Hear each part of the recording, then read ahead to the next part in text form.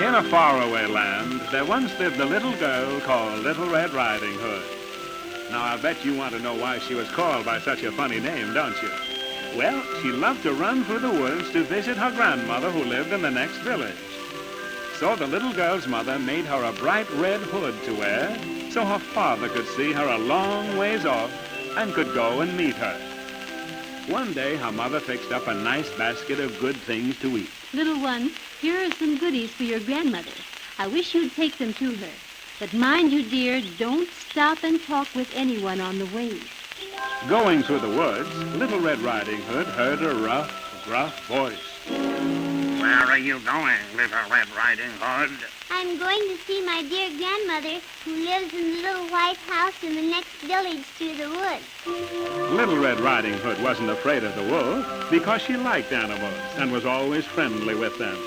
But the wolf, oh, he was a bad one. He ran as fast as the wind and got to her grandmother's house ahead of the little girl. Who's there?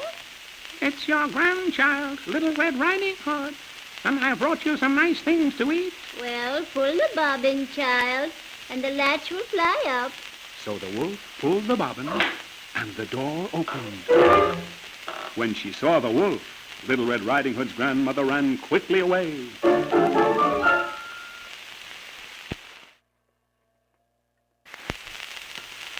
Because he was very hungry and hadn't eaten for 3 days, the wolf decided to wait for Little Red Riding Hood so he could gobble her up.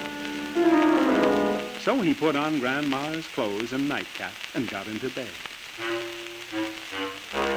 Soon Little Red Riding Hood arrived and knocked at the door. Who's there?